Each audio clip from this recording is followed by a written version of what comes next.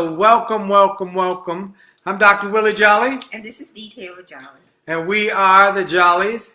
And this is Happily Married Monday with the Jolleys here on Facebook Live, Jolly TV.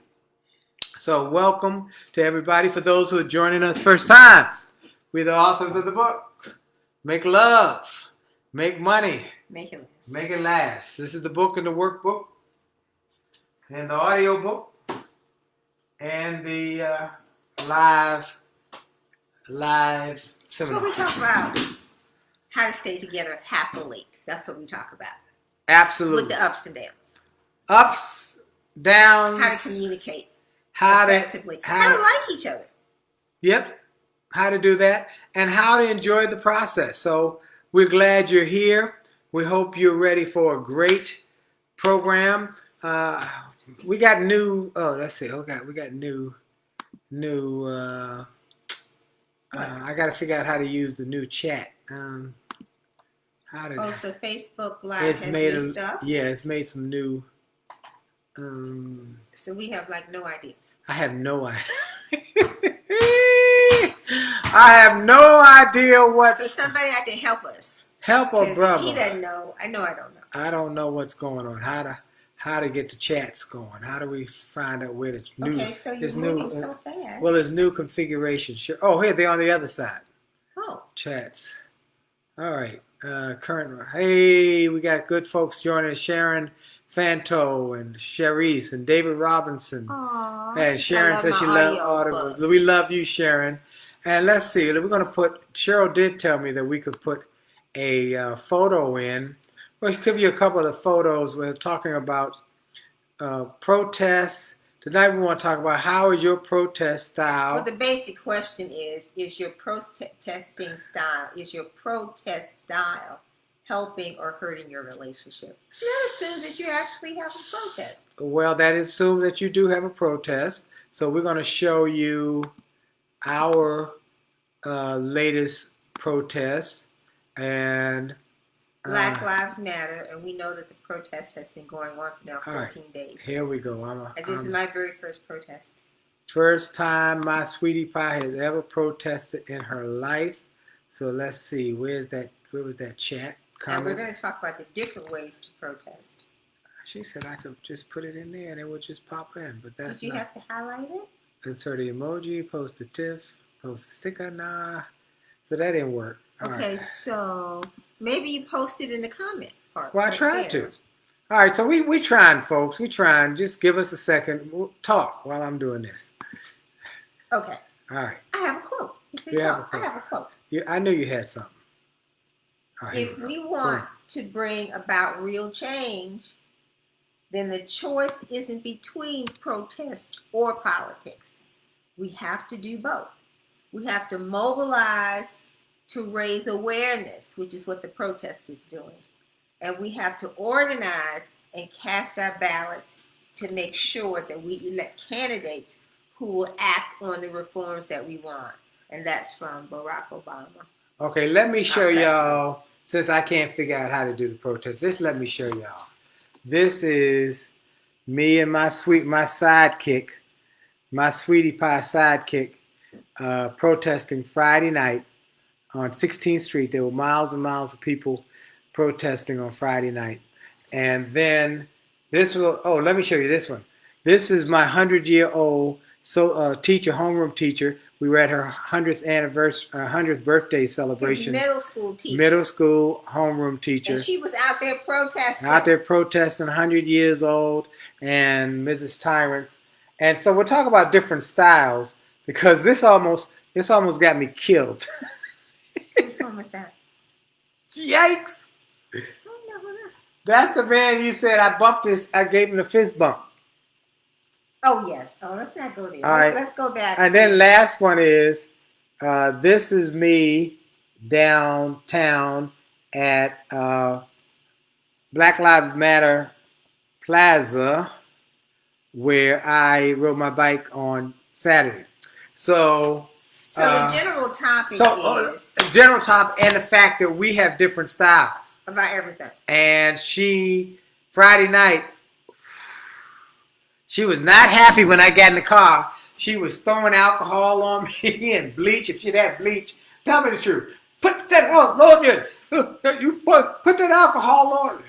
The peaceful protest was in front of churches all along, and it's like 16th Street in D.C. is really like Church Row. Right. And it runs right smack, really almost into the White House. Runs into the White House. Runs into the White House. Yeah. And that whole area that our mayor wrote Black Lives Matter, like along the plaza. So along all the way up 16th Street, wherever there was a church, they said gather and we will have signs. And that's actually the first time that I have actually protested, because I was at Howard University doing the riots with King in '68, and I was stuck in my dorm. I did not riot. And you didn't go out? Oh, excuse me, I did not go out. No. You didn't. I you did didn't not go protest. Nothing. No, I did not. All right. No. I've been involved with many protests. That's because I really didn't understand the ramifications of everything that was going on. But times now are different. And like Obama said, to exercise real change, you got to do a couple of things. Yeah. Not just protest, but go to the ballot box. Okay. Well, so what we're saying to people is, in this time when we're seeing a lot of people protest, how do you do it differently? Because I'm very, he's the people person. He's too hands-on. I say he'd bring coronavirus germs and stuff back. And so we have a little difference of style. So there are a couple of ways. Of course, I've done a little bit of background here. I know you have. There are a couple of ways that you can protest. The one which is getting the most exposure now, of course, is the marching, not the looting, but the marching and the standing and how the police have been responding, right? Right. So you can march as a way of physically demonstrating, which has been across the world. Right.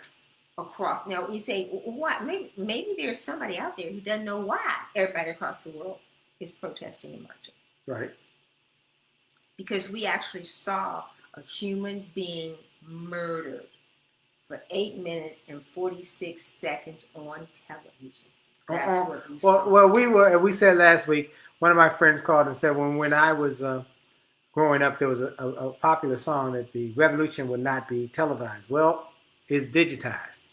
It's on these digital units, and now it's people with a phone can capture it, and that's what happened. That's a blessing.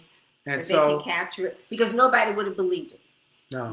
You're exaggerating. Nobody would have believed it. So hence the march that we cannot take this anymore. Right. Okay. So if you're not a physical protester like my husband, who rides down into the plaza with all the people, and I'm like, you still are supposed to keep a physical distance, right? Yeah. And they recommend that if you're over 60, that you're not in that, because your system can be more compromised. So why don't you tell our listeners, our viewers, why you were down there and you're over 60? Well, because I've got a youthful spirit. Woo! Look, we have different styles. See, we have very different styles. So she will say, I don't want to do that. I'm just honored that she went with me the other night, because I said, I'm going. So we want to do hey, Brother David said nonviolent protest. Absolutely. Look, there are other ways that you can do nonviolent let me finish this up. One of the things that's very important that we're saying to people is the importance of focus. You got to focus your anger, focus your thoughts, focus whatever. When you're rioting and you're burning up and looting, that's not focused. There's not focused energy. Focused energy is when your anger is focused. Another word. Anger is the word danger without the D. The D is for discipline. When you discipline your anger, it becomes a motivating force. When you don't discipline your anger, it becomes a destructive force. So we want to motivate and be constructive in using our anger to get progress and impact that's positive. And so for our community. Okay. Yeah. So if you're not going to march. Yes. Which because one of our friends today sent us a text. David and Nayala Allen sent us a text, and they said we are in a hot spot, and it's really banned a lot of people. So Where we're there, well, in the county. Oh, and they that's said right. it's still high risk for us. So we protested from home, and we donated to GoFundMe causes related to the protesting and engaging. That is excellent. That's another way. And then engaging in tough conversations about race, business, and law enforcement with our friends, black friends, white friends, Asian friends. And that's one of the things I've been doing as well, having open, honest conversations. Often we love folks, we've been friends, but we've never had the tough, difficult conversations about race and how, this well, all that's impact. one of starting a dialogue. Sometimes it's difficult to know how to start. Right. To even how to start a conversation. But silence could be considered violence. Well, silence is sin, according to the Bible. We got to speak up. We have to be advocates for each other. We see wrong, we must tell them, whether it's black, white. I think the challenge is not knowing how to start the conversation without what we think is hurting somebody's feelings. Right. So it's kind of like it builds up and builds up and builds up, and then you explode. Stamp collecting. That's how does that play into marriage? Right. So in the book, in the communication section, we talk about stamp collecting. When you don't express your pain, your hurt, your concern, something that upsets you, when you don't express it, you stamp collecting. Now, what is stamp collecting? For those who young, you might not get this. When I was growing up, Dee was growing up, maybe some of the other people online were growing up, and let us know if you remember this. S&H green stamps. How many of y'all remember S&H green stamps? Anybody? Now, S&H green stamps, for those who don't remember, were little stamps. When you went to the grocery store, it was a rewards program. And what we would do, my mama would do, is she'd pay the lady, and she'd get her change back, and then she'd get a bunch of stamps. She'd take the stamps home and put them in a book, and then she'd fill up the book. And it just kept filling up till it was finally full. She could take it to a redemption center and get a toaster or a black and white TV or radio. Well, in relationships, people do that, but it has a negative impact rather than a positive. What happens is something bothers you, you don't say anything. Silence. You just let it pass. And then it keeps building and building. And festers and builds and builds and builds till it's up till you can't take no more. And then it explodes. Rather than saying, look, this bothered me, this hurt my feelings. So what we do, we have a habit we've developed over our 35 years. We'll be 35 years married in 20 days. 20 days from now. June 28th. June 28th, 35 So we're going to have a party, right? Yes, a virtual party. To have a virtual party? Yes. You're going to invite our friends? All our friends. Okay. All right, anyway, I'm actually speaking that day before my anniversary in Australia. Virtually. You got it too for So anyway, but you what happens with those when you don't express, I'm hurt, you hurt my feelings, this concerns me, then it builds up till you can't take no more and it explodes. The same is true we see here in these protests. So you got to talk about it. Silence is sin. Silence is violence because it's going to build up. So you've got to actually march. You got like to I did. Start protest. Like you did. You can start. Oh, you did too. You didn't march. You just. Well, I had signed up. That's still different, is it? You didn't physically march. I didn't physically march. But you were out with the sign by the street. And I held the sign up. Okay. That's right. So you can start a dialogue, which can be uncomfortable conversation. But you know what? We can also write. We can write to our Congress people, to our state elected officials. Now, when they talk about the down ballot, so a lot of focus is on, okay, the election for the president.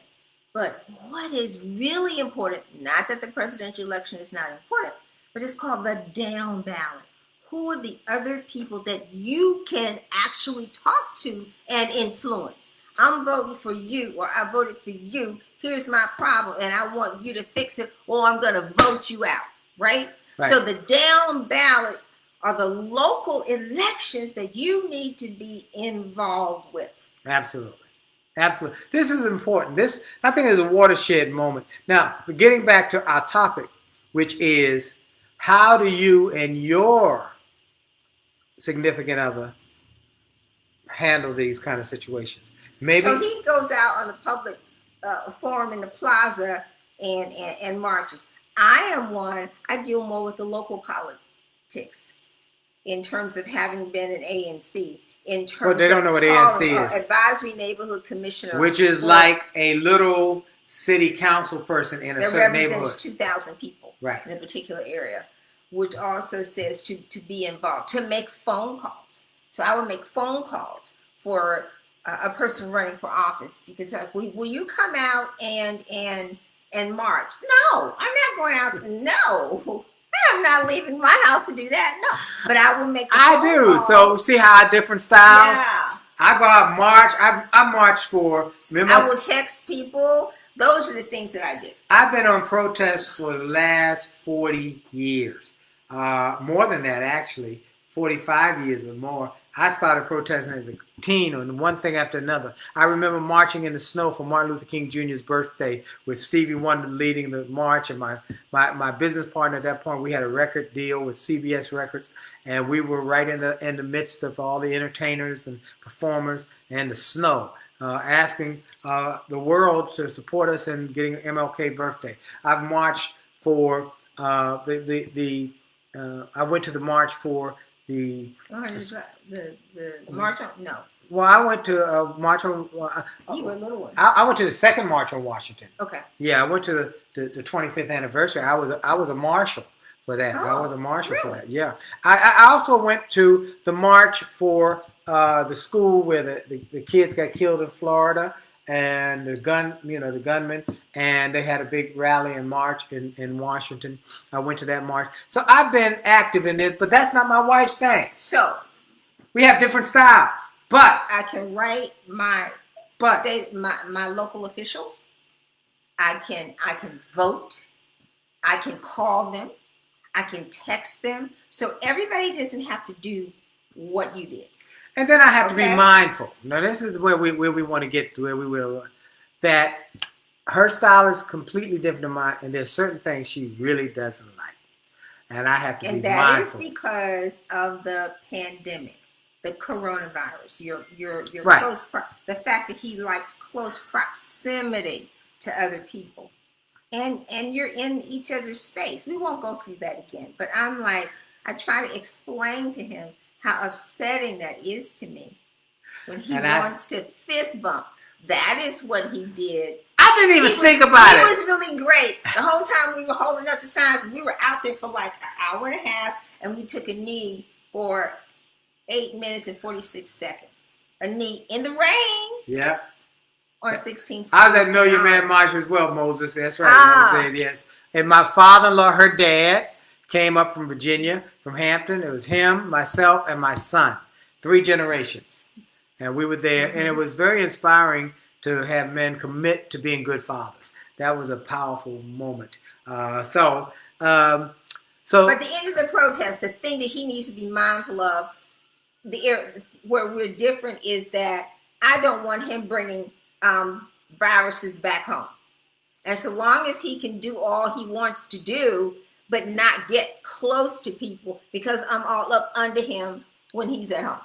And you all up under me. She all up under me. So he did very well when we were holding up our signs, and then we're going back to the car, and he sees this person. Tell him how I did it. Go ahead, say it. Go ahead, do your imitation. No, I'm not going to. Come on, do your imitation. No, go ahead. No. Everybody's waiting for it now. He sees. Go ahead, Go ahead. How'd I do? Laugh.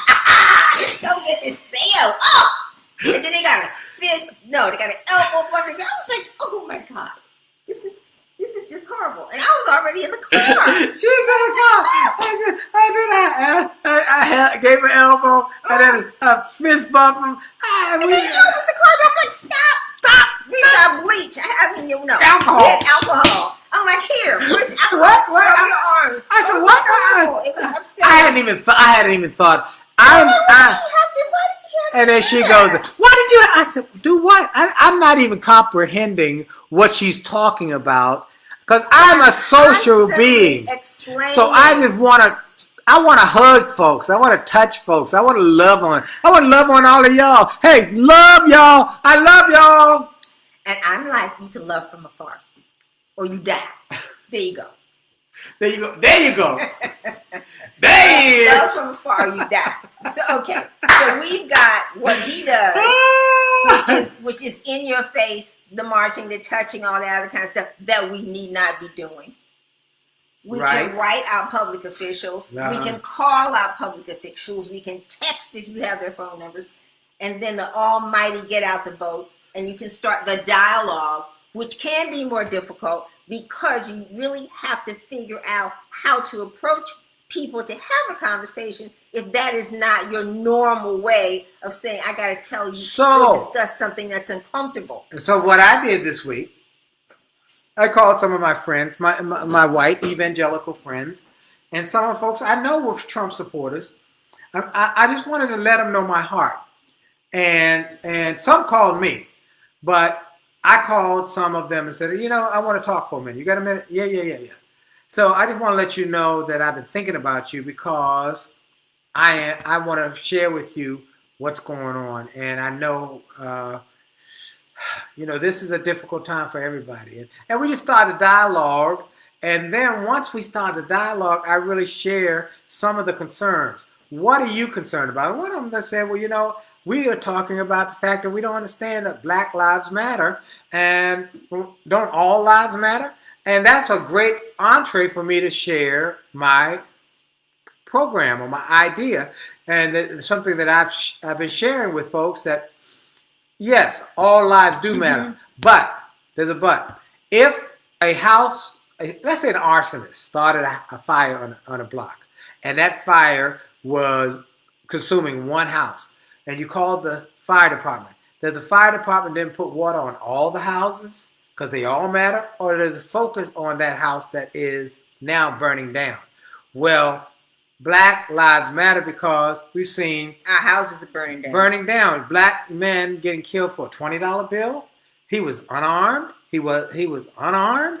A guy running through a community and suspected of being a robber, but he had nothing in his hand. But some cops, old wannabe cops, shot him.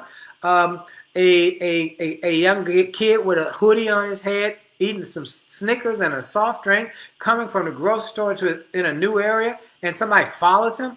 These things continue to happen, and we had to say this is critical because these experiences should stop happening hundreds of years ago. But I think it hit a critical mass because it was televised. Yes.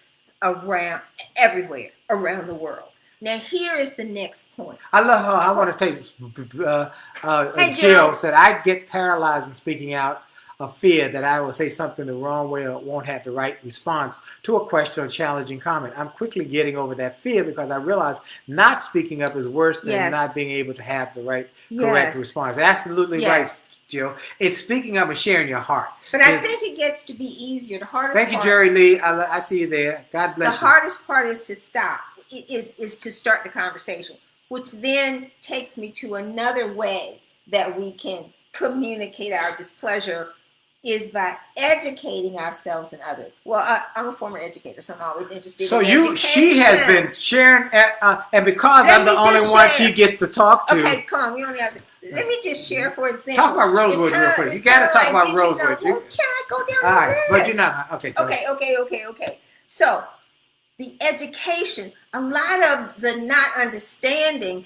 is because many of us, of brown and Black, don't know our own history, so we can't explain it really to other people. Tell about Tulsa. I want you to tell Tulsa. Okay. Black Wall Street, for example. Black Wall Street, was in Greenwood District of Tulsa, Oklahoma, which was burnt to the ground in 1921. This was a community of wealthy Black people. Well, successful Black people. Segregated. What's wealthy? Well, wealthy success. And they had their own banks, their own businesses. They had built a very vibrant community. And an individual said that a young black man had assaulted a white lady. Okay, that's like always the case. The community rose up, demanded that this young man be brought out. This is vigilante now. Yeah, a lynch mob came. Right. And he was delivered to the lynch mob. They killed him, then went to that whole Greenwood community and burnt the community to the ground. Over 300 African Americans lost their lives. Over 6,000 became homeless, and that whole community was burnt to the ground. Now, they did say, and that was federal legislation that was supposed to provide reparations and corrections for that. It never happened. Never. So it's kind of like what one of the commentators was saying: the contract with America is broken. So the contract says that all men are created equal, even though we were not. We were 3/5 of a person, right? Mm-hmm. According to the Dred Scott opinion. Yes. So we're like, yes, we have equal rights. We have equal education.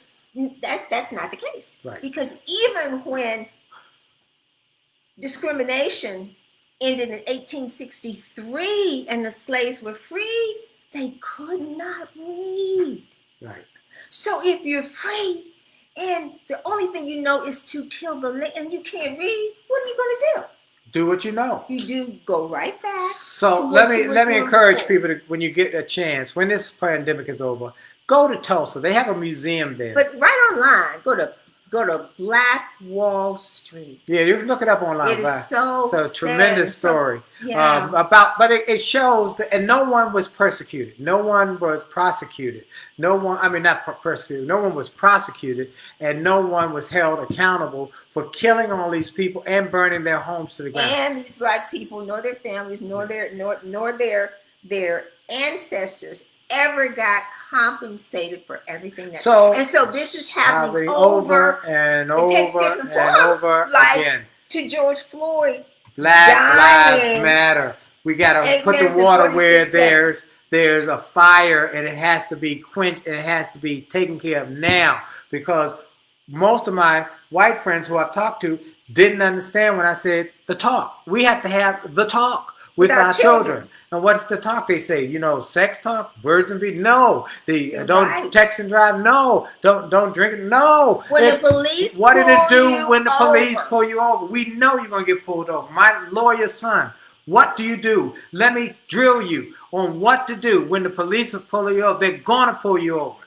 So the talk, every black parent has the talk. So these are things that we have a point, and this became a tipping point. It just became a tipping point where we all... And maybe our white friends don't know that we as black parents have to have the talk with our kids. Yeah, that's part of the ongoing... So how do we handle this? We're talking through, because nobody else up in here but us. But we've been here together. And she got to tell me, she's reading at 4 o'clock in the morning. She's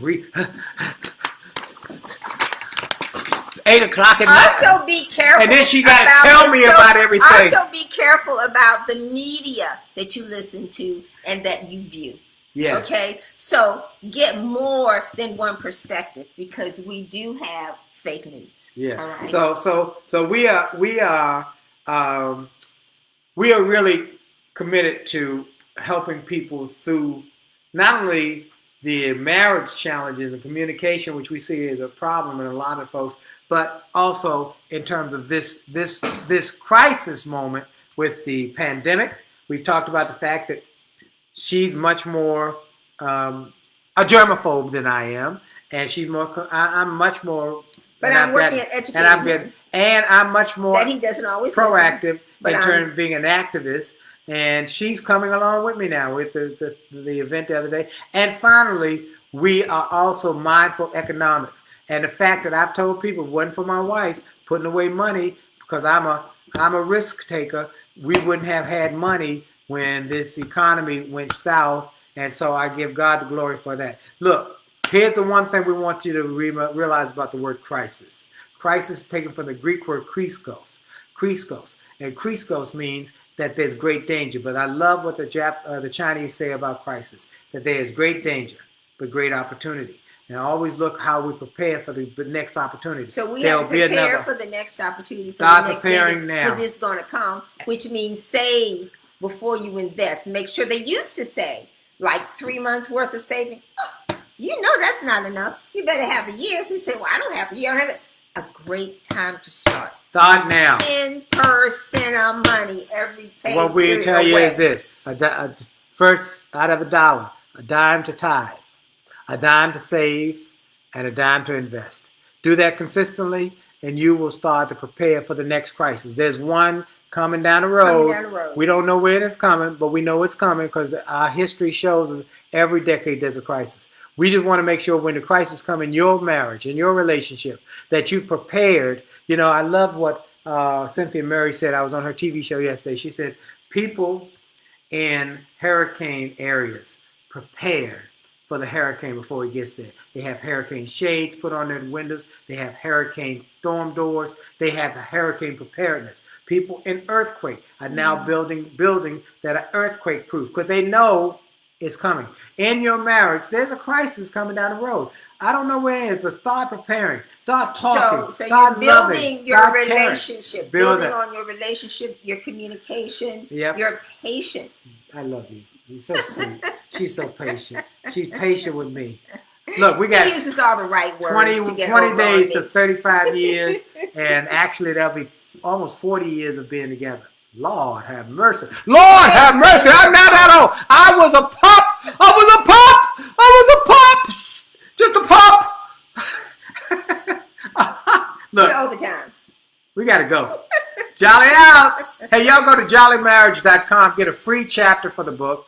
Get the book. Get 2 copies of the book. Get 2 copies. One for you and one for... And we're working on revising the website. What is going to become... Oh, let me finish telling people where they get books. Yeah, I want to sell it. I want to buy it. I want to sell these books we got in our office. Call and get a book. Order a book. Buy 2 of them. Get the audio book. Go get the package. We want you to buy stuff. Why you buy stuff from the Jolleys? We want it. Okay, now you can talk about the website. We're working on and figuring out what we're going to do with the website and make it more of a resource center too. Yeah. Because, for example, for those who can't go out and physically protest, the Martin Luther King Center had a protest online. Yes. That was at 7 o'clock on Sunday and Monday, where you could actually protest online. I think via Zoom. That's great. So as I find all these things, I want to be able to share. All right, you get so much stuff. Jolly out. Love y'all. God bless. Bye-bye.